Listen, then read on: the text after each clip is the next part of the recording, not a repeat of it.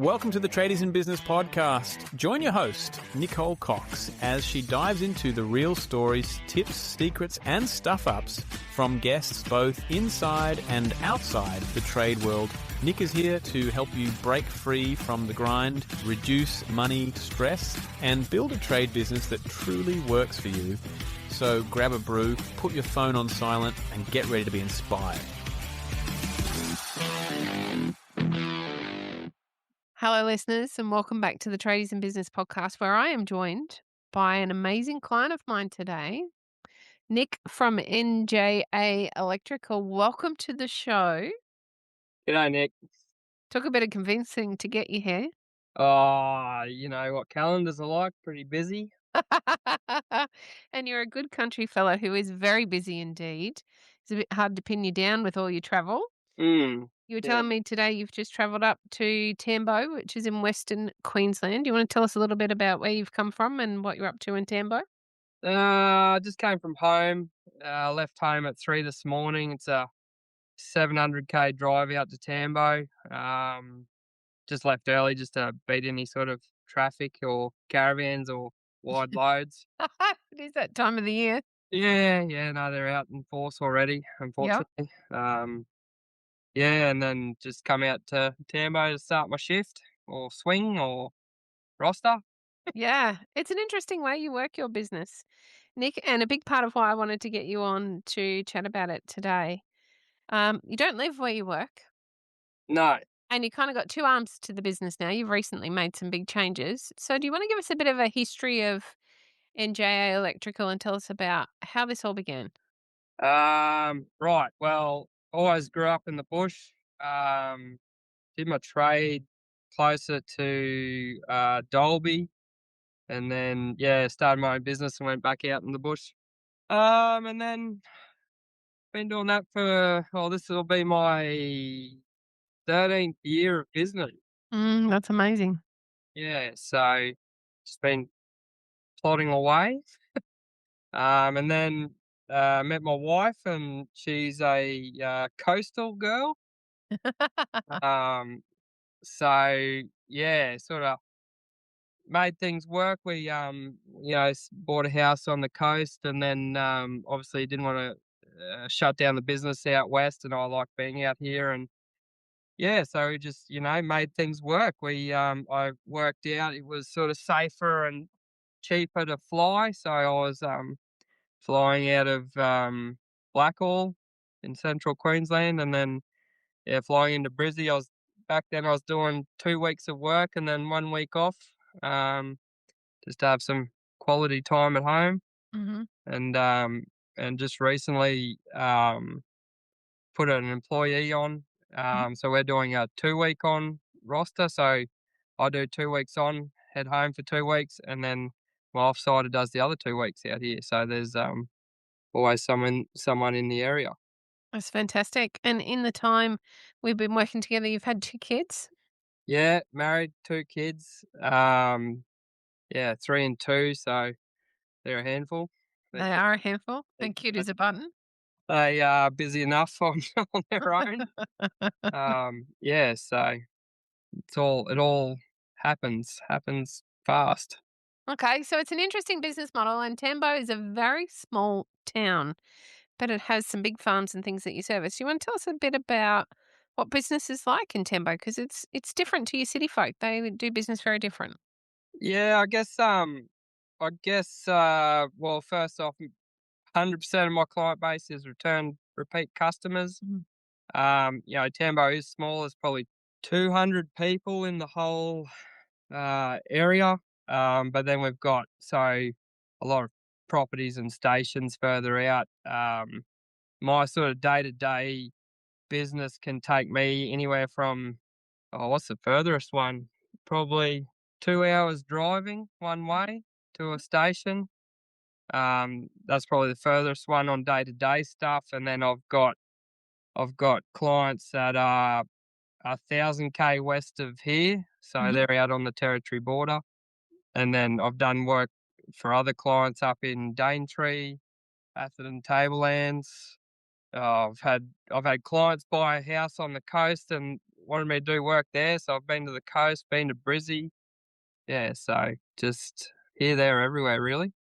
Country folk are loyal folk, and I guess some of that comes about because they kind of have to be. You don't want to shit in your own nest, right?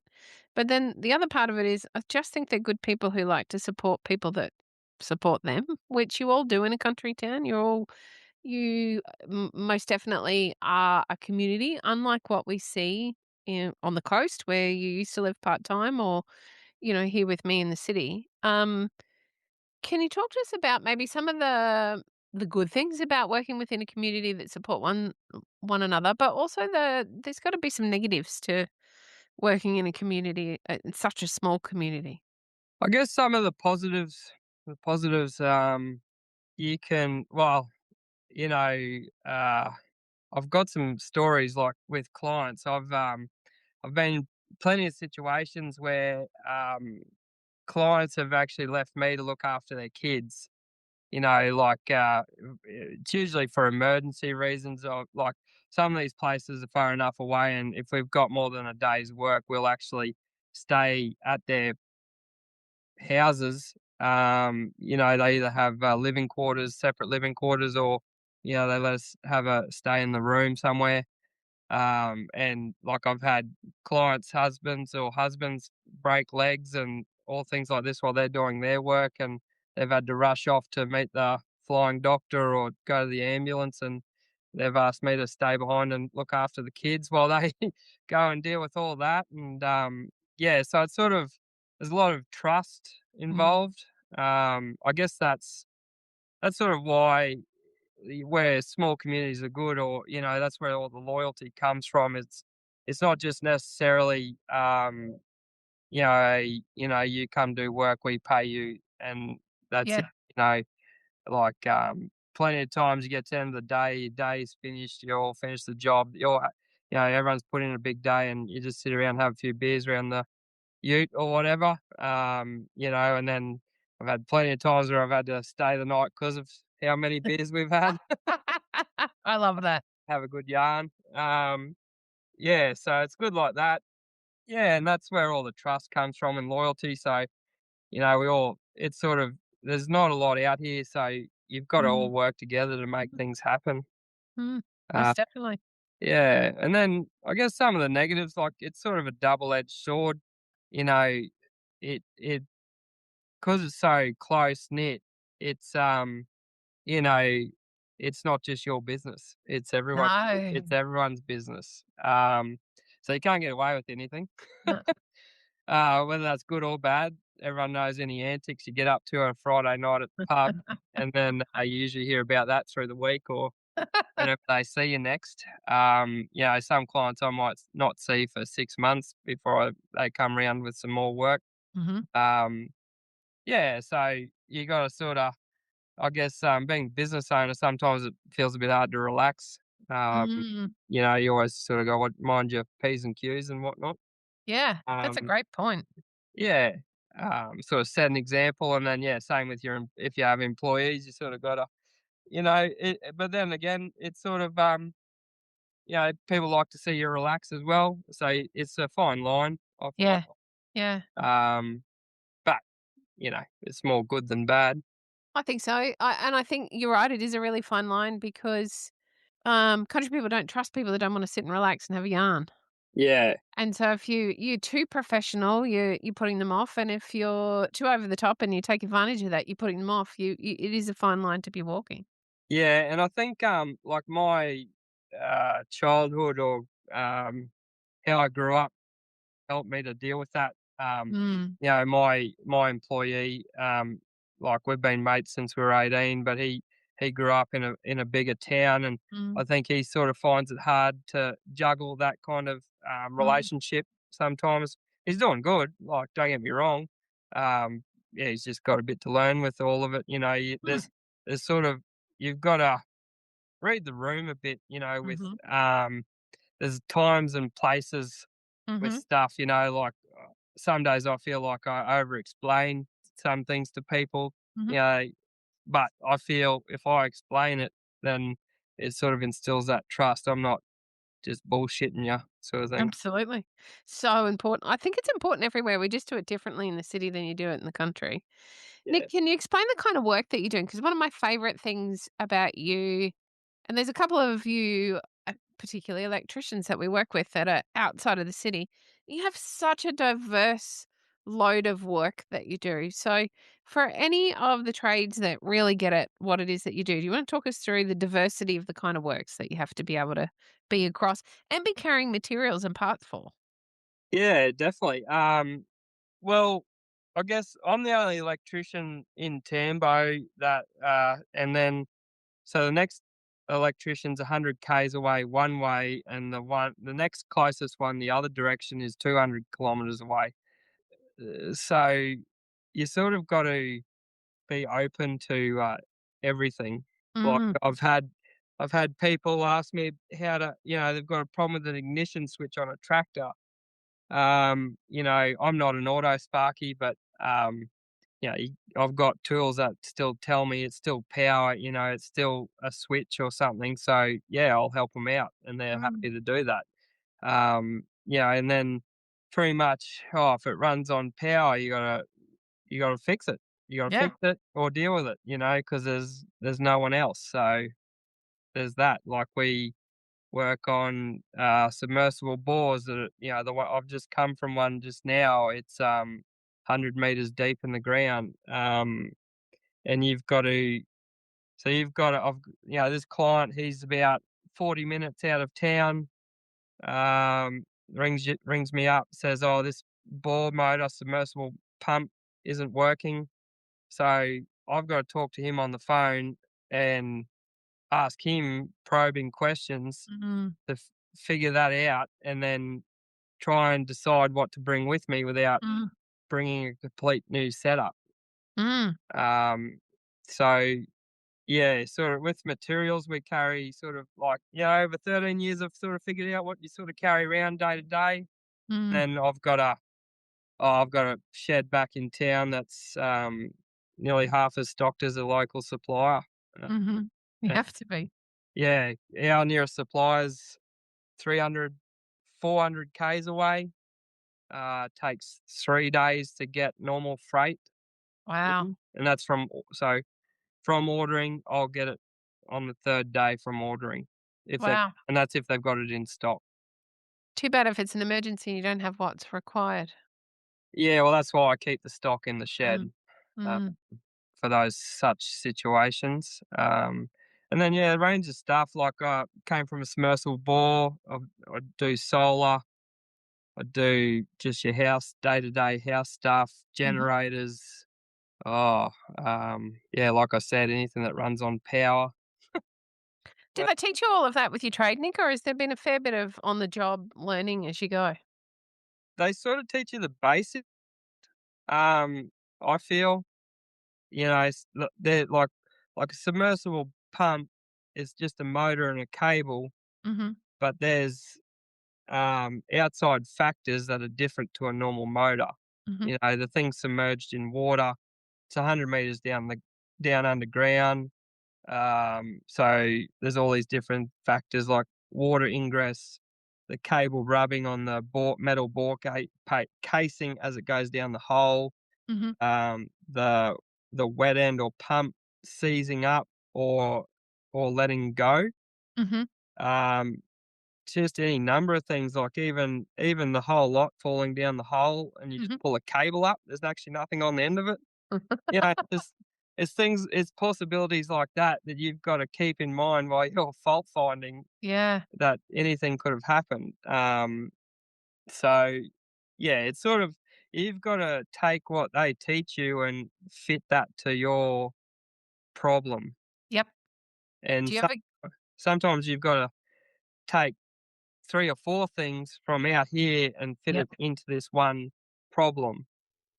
So I can't imagine it'd be easy, but leading question, do you ever get bored?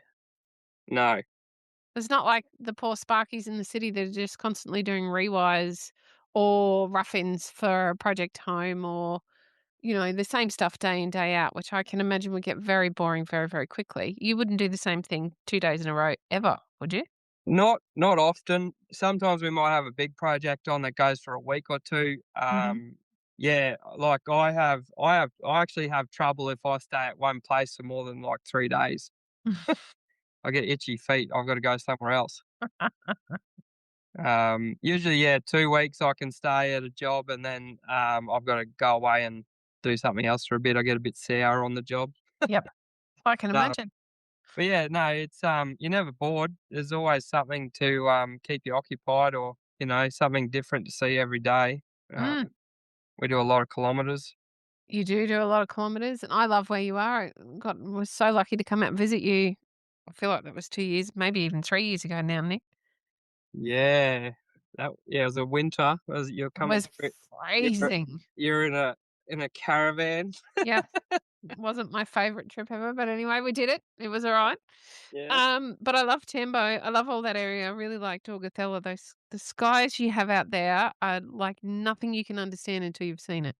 No, it's, you yeah, a bit of cloud as the sun goes down always makes for a good Mm. sunset. Yeah, it's Uh, absolutely spectacular. and there's no buildings around to block it. No, and the stars and, oh, it's just stunning. Now, there's gotta be a lot of complexities on a personal front, running a business and not living in the town that you run the business in, Nick. You wanna talk us through what it's been like for you? And maybe you can even share a little bit about the tug, when you're away from your family, and I guess it'd be the same for any FIFO type worker. When you're away from your family, you're trying to do the best that you can to serve the business, but be as present as you can over the phone or Zoom for your family as well. That's got to be tough. Yeah, it's, like I said, my kids are only 3 and 2 years old at the Mhm. moment. So, my wife, is doing a massive job, while I'm away. Mm, Um, and, sometimes, or not just sometimes, like a lot of the time, you feel guilty, for being away. She, I don't know if anyone's out there got kids that are 3 and 2, but you know what they're like. They can just mm. be a real handful, real, Oh, yeah, they real can. handful. They And, really, really can. yeah, and, they put a lot of pressure on my wife and, yeah, you just wanna be home and help Mhm. out and, make my wife feel better and be around my kids. Mm, Um, everyone all you hear as soon as you have kids is, "Oh, don't squander the time you have. They're only little for," you know, like, oh god, there's so much stuff out there that tells yeah. you, how little time you have with your kids and, how little time they actually wanna be around you Yep. as well. So it's hard trying to juggle that, Mhm. paying bills and feeding your kids and, Mm. um, you know, um, yeah, being there for them. Yeah, totally. I don't think it's spoken about enough, Nick, so I appreciate that you're brave enough to share that. Um women are very good at communicating, and so there's a lot of noise out there about the mental load and how challenging it is for mums. And I'm not taking away from that when I say men have very similar challenges. They just look a little different. But because you don't have big communicative voices and you're not sort of raising the flag for one another in these areas, it doesn't often get spoken about. I think you carry the same kind of guilt we do as women. Yeah, I would say honestly, one of the biggest problems I've had, as we've spoken about a Mm, lot, mm-hmm, is, like, because 'cause I'm not home all the time, is that whenever I do come home, I try to make everything as best as possible, which usually, um, is actually a detriment to our relationships because, we're not actually expressing how we're feeling or how we're coping with mm-hmm. everything, and we usually, tend to sacrifice ourselves to, make everyone better, which is, what we do as trades as well. Mm, yeah, You know, 100%. we sacrifice our time with our families, yes, for a wage, but also, to solve other people's problems. Yeah, I couldn't have said it better myself, Nick. Maybe you need to be the new spokesperson for TIB. Yeah, no, thanks. It That's it too is much work. no, it is not. It is hard work, what? you tradies are doing, and I think it's okay just to talk to the stereotypical setup. Tradie men, mostly they're tradie men. Yes, we have tradie ladies as well.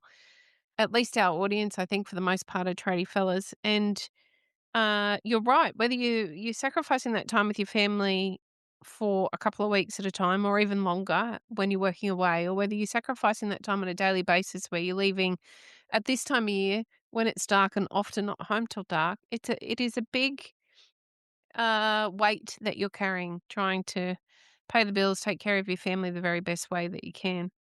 Yeah, And it's just not definitely. spoken about enough. So I love that you're prepared to raise it. Thank you, Nick. It's okay. Nick, if you remember right back to when you started working with us, because you must be coming up 4 years now, I think. Do you want to talk us through what prompted you in the first place to start looking for a coach? Um, I I honestly believe I'm an old soul. So new things sometimes take a bit for me to get behind. Like, I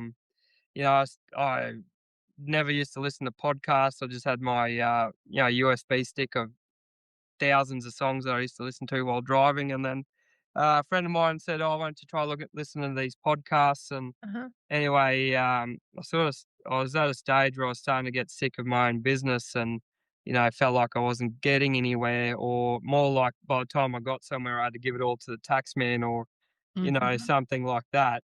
So anyway, I started looking for, well, trade specific podcasts, but then also ones that like related more. Like, I didn't need a podcast that had two blokes that know how to have a yarn and talk shit all day, or make jokes about all the stuff that we have to deal with. I was looking more for someone that had information on how to run a business, or how to deal with business, because like, my family background is agriculture, farming, Mm-hmm. and it's old school where, finances and how the farm was operating was never spoken about in front of Mm-hmm. kids. Mm-hmm. And we left the farm when I was 15, or the station, so I definitely had nothing to do with business side of things. Mm. Um, and I guess it was sort of, I was very isolated, one physically, like remotely, like I live out in the middle of nowhere, but also there's there for you to have, I don't know, other people that are in the same situation, other business owners that are in a trade that can relate, or even want to open up about how to run a business. No, not Mm-hmm. talk about that while you got nail gun and clients and all kinds of stuff like that. Because usually it's just another builder or a plumber that you're Mm-hmm. working around, and even then that was pretty rare. Or you would see. Are you there? Gotcha. Yep, I got you back. Yeah. So yeah, sometimes you'd see people in a worse position than you are and wonder how they're doing it. Mm. So yeah, I came across TIB a fair few years ago. I started listening to all the podcasts, yeah, a long time ago, and eventually, like, just the content that you guys were putting down was really relating, and I thought I got to a point where I just didn't want to do it anymore. I honestly didn't see the reward, Mhm. or what reward I was getting was at 100% cost of my own life, sort of thing. Mhm. I had no social life, or you know, bare minimum. I never went away for holidays. You know, for literally Christmas, because the whole town shut down for Christmas and went off and did their own holidays and whatnot. Yep. So yeah, I got in touch with you guys, and I'm sort of, once I decide to do something, it's either, you know, sort of go hard or go home, like, so you guys, you had your levels of membership, and, you guys were telling me about the Tradiepreneur program, and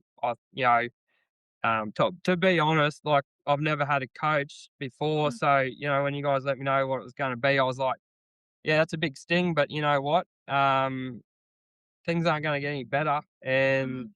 you know, what I'm making in profit a year can cover that. So what's the worst thing that can happen? Mm. So I signed up, I bit the bullet, and, you know, you guys were like, I don't know who. I remember like the first thing is like I don't know who set the rule that tradies got to charge $80 an hour, but that's bullshit. Which is what I was charging was $80 an hour. I still And remember that first session. yeah, and like, but I didn't. There's no. I've got no soundboard like No. to. I didn't know. Like for me, coming off wages, I was on $30 an hour as a qualified electrician. Mm, $80 an hour was bloody expensive to me, mm, mm. but and the only reason I was actually making a profit was because I didn't have a life, like Yeah. what am I, 37 this year, and I've only got a 3 and 2-year-old, like Mm. I didn't meet my wife till 4 years ago, Yep. because I didn't have a life. I couldn't keep down a stable relationship because I worked away so much. Yeah, absolutely. So, I guess, yeah, you guys helped out with the business, which has then in turn meant I got a life back and Mm. now have a family. So, I think, Hudson was our first TIB baby. I feel like he was the first one. really? I think so. Trying really hard to remember now. We've had a lot of kids. Yeah. So maybe that's a warning for anyone that is thinking about working with us but doesn't want kids. It's okay. We've had plenty of people work with us and not have kids too. But I think we've had about 14 or 15 kids in the time we've been going and a couple of marriages and no bust ups. So I'm going to call that a success, Nick. So far, so good. Yeah, well, the sad thing in this era or day, Nick, is you've got to take in financial costs. Think about having a child these days. Mm, So, if you're busting your gut just to put food on your own table for you and your partner, or whatever, like bringing a child into the world, sort of like, geez, even just the medical costs alone, you don't want to do it to yourself, and it's like if you get into the fear mongering and stuff like that, like mm. it's already a dreadful thought of what's happening in the world to want to bring someone into it, but let alone worried about whether you can feed them or not. Yeah, it's absolutely true. And our businesses are meant to be serving our lifestyle, you know? It doesn't mean that we don't work hard. It doesn't mean that there aren't long hours. Yeah. And, yes, I think if you really want to set it up, you can get those businesses that um, mean that you don't have to be on the tools all of the time or at all, depending on the model of the business, of course. But realistically, all we really want is some time freedom and some money freedom. We want to know that we can cover the bills and not stress. We want to know we can have a holiday or two every year with our families and not be worried about what we're spending while we're away. We want to be able to be home with our kids as often as we possibly can at a reasonable time so we can take them to footy training or teach them how to ride a motorbike or dancing lessons or whatever it might be. We don't want to continually sacrifice. Our business is meant to be giving back to us. And that's the transition that I see that you've made, right up to and including, it's not easy to employ somebody out in the bush, particularly a qualified electrician in a town where there's only 200 people. That's been a hard task. It's been a journey in itself, but we've got a great friend of yours now doing some wonderful things out there with you. Yeah, definitely. Yeah, Tate's his name. Like I said, we've been mates since we were 18. He was actually so when we were playing footy together, he was a apprentice boilermaker, and I was doing Oh. my apprenticeship as a sparky. And yeah, somehow we ended up mates. Usually work together well. But yeah, anyway, he went off and had his life, and he did some work in underground mines in Mount Isa, and then decided I think I'd like to think he looked at my lifestyle or my career and thought it Mm, wasn't too bad, and decided I'll do me sparky trade, and then he was having trouble with his employers, just I think just giving him the runaround and not taking into consideration, like he was giving them feedback and they were doing nothing with it. got it. And he's a year older than me, so he's 38 and he's been in a few jobs, through his lifetime, and he's at a stage in life where if you don't, you know, I'm, if I give you honest feedback and you do nothing with that, then I'm not going to hang around and stick with Mm, that. absolutely. Which I took to heart when he said it. He was telling me all this, and his wife actually said, "Oh, why don't you ask Nick for a job?" And Mm. because I've always offered it to him. I was like, "Oh, mate, come out, you can come do some shooting and stuff on weekends. I'll, free up some time because, I was looking to get more time at home and he was looking for a job that he'd enjoy and, have Mm, an employer that would listen. And, if you don't listen to your own mates while you're at work, then, there's something wrong. absolutely. Um, which also I was conflicted about because you worry I don't want to ruin a great friendship Absolutely. um, over a job. But yeah, no, he started in August last year, and Mhm. I think July, August last year, and like it's going well. So, like I said, he's got some learning to do with, well, more to do with dealing with clients and stuff. But yeah, it's a work in progress, which is good. Yeah. And, Great. yeah, we, my struggles with finding employees beforehand. Sometimes, the old classic is, people actually think I'm at Mount Tambourine, which is Yes. an hour off the Gold Coast. And, Vastly different. it was got pretty awkward in some situations because I'll be like, "Oh, you sure, you're happy to come all the way out here?" And he's like, and, people are like, "Yeah, yeah, yeah, like it, big easy commute from home. I'm at the Gold Coast." And I'm like, "N I'm talking about Tambo, just Tambo, not Mount Tambo." And they're like, "Oh, where's that?" And, yeah, then they'd look it up and go, "Oh, no, sorry, can't do that." I've had, people saying they're coming to the job, and, like, 2 days before they got here, I hadn't heard anything, and, then they're like, "Nah, not coming." We've certainly had some battles. Yeah, so, no, it worked out in the end. I knew it was gonna be Mm, I think I worked out it was just gonna be either word of mouth, someone was gonna know someone that wanted to work out here, or, like tape, like that was the kind of situation that was gonna mhm. come up, which isn't great, but, you know, beggars can't be choosers. No, but it's all working out. That's the thing.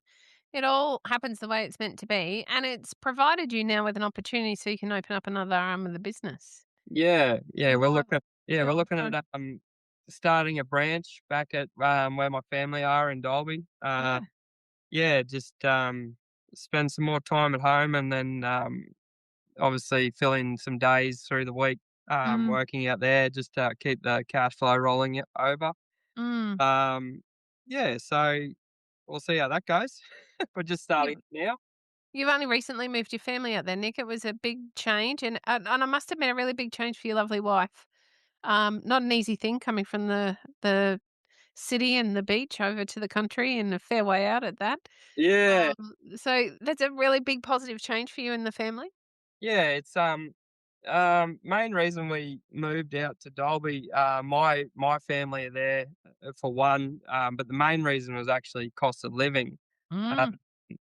we had like when we first met, we bought a small place. It was 3 bedroom, but you could touch the back fence and the house at the same time, with each arm. And so two boys, 3 and 2. Even myself, you just need a bit more breathing room Mm. from your neighbour.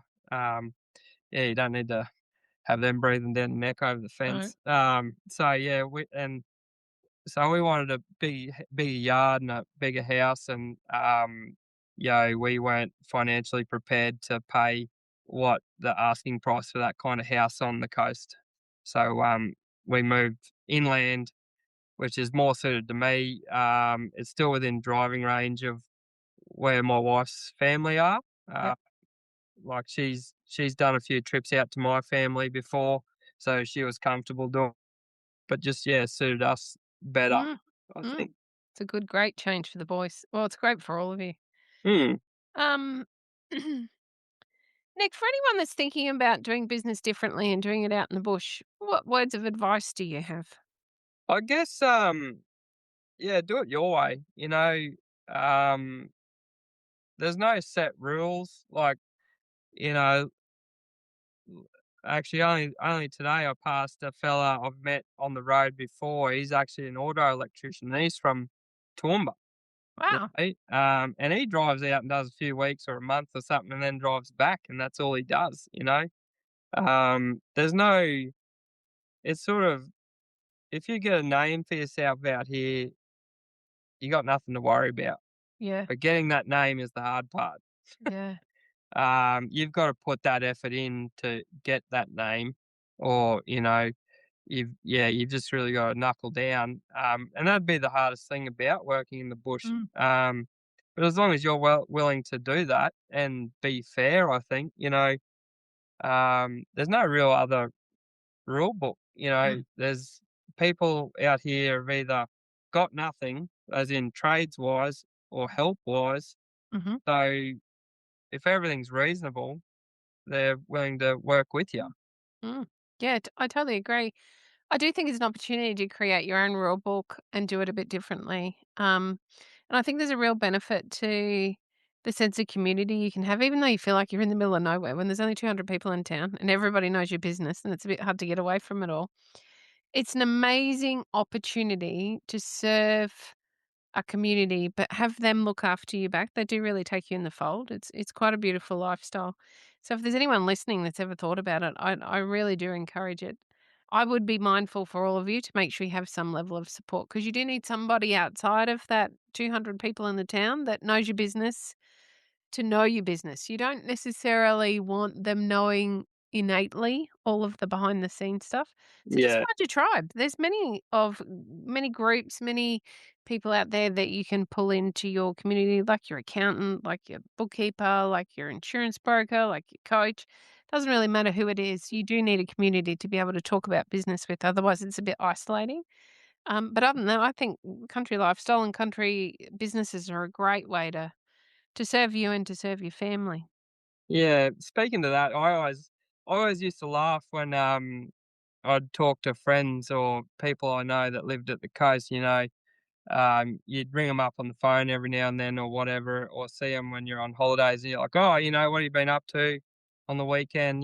Thinking, oh, you're at Brisbane or the Gold Mm, Coast or the Sunshine Coast. There's a million things you could be doing. What'd yep. you do on the weekend? Oh, nothing. Or what are you doing next weekend? Oh, nothing. Like, because they're either it's too expensive to live there, so you can't go out and do anything, you can't afford to do anything, or Mm, because it's there and you're there, you don't actually feel the need to want to do anything. exactly. So I always laugh at people that want to stay on that want to stay on the coast because they never do anything. It No. seems like they do, whereas like you take a holiday to somewhere, it's the same everywhere. Like I've had friends come out and visit, like yourself, Nick, and come Yeah. out the van and they're like, "Oh yeah, we're gonna go look at this thing." I was like, "What the hell's that?" I didn't Yeah. didn't even know it was there. Exactly. So it's the same everywhere, but it's just there's more opportunity out in the bush, I reckon. I think there's something about the country lifestyle. There is always something going on as well because you have that sense of community that you don't necessarily have in the city. While there's plenty of things going on in the city, there's almost an obligation to engage with your community in the country.